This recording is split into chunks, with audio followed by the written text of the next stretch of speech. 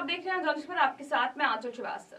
आज हम आपको लेकर चलते हैं उत्तर प्रदेश के संभल जिले में, जहां मुख्यमंत्री योगी आदित्यनाथ ने विकास योजनाओं की बड़ी और बेहद अहम समीक्षा की है। ये बैठक सिर्फ एक औपचारिकता नहीं है, बल्कि संभल के भविष्य की दिशा तय करने वाली कार्य योजना साबित हो सकती है। मुख्यमंत्री ने साफ कहा है कि संभल का विकास सिर्फ कागजों में नहीं, जमीन पर नजर आना चाहिए और हर काम समयबद्ध और गुणवत्तापूर्ण होना चाहिए। तो आइए एक एक कर समझते हैं कि बैठक में कौन कौन से बड़े फैसले लिए गए। पहला फोकस, संभल की विरासत, तीर्थ और कूपों का संरक्षण। मुख्यमंत्री योगी ने समीक्षा शुरू कर दी। सबसे पहले बात की संभल की सांस्कृतिक और धार्मिक पहचान की। उन्होंने कहा है कि संभल सिर्फ एक जिला नहीं है, एक सभ्यता है जिसकी जड़ें बेहद प्राचीन है। यहाँ 67 प्राचीन तीर्थ और 19 ऐतिहासिक कूप मौजूद है। सीएम योगी का निर्देश इन सभी तीर्थ स्थलों का वैज्ञानिक तरीके से पुनरुद्धार, ऐतिहासिक स्वरूप को बचाने की प्राथमिकता और इस काम को पहले चरण में तेजी से पूरा किया जाए। यानी साफ है कि संभल का विकास उसकी पुरातन पहचान के साथ ही आगे बढ़ेगा। सीएम योगी का अगला बड़ा फोकस है संभल को पर्यटन के नए मानचित्र पर स्थापित करना। इसके लिए 3 बड़ी परियोजनाओं को हरी झंडी दे दी गई है। Modern museum, light and sound show, cultural centre. इनके पूरा होने पर संभल सिर्फ धार्मिक पहचान नहीं, बल्कि एक पर्यटन हब के रूप में उभर सकता है।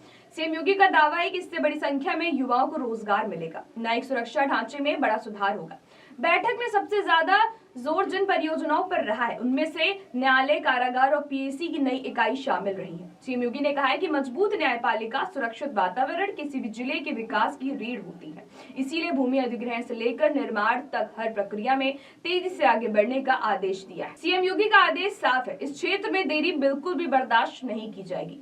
इंटीग्रेटेड कॉम्प्लेक्स, एक जिला एक छत के नीचे कई विभाग। एक बड़ी जानकारी बैठक में सामने आई है। इंटीग्रेटेड कॉम्प्लेक्स के लिए 93% भूमि खरीदी जा चुकी है। सीएम ने डीपीआर तुरंत तैयार करने और निर्माण की गति बढ़ाने को कहा है। इस कॉम्प्लेक्स में सभी प्रमुख विभागों का कार्यालय एक ही परिसर में काम करेंगे, जिससे प्रशासनिक कामकाज में तेजी, पारदर्शिता और जनता को सीधी सुविधा मिलेगी।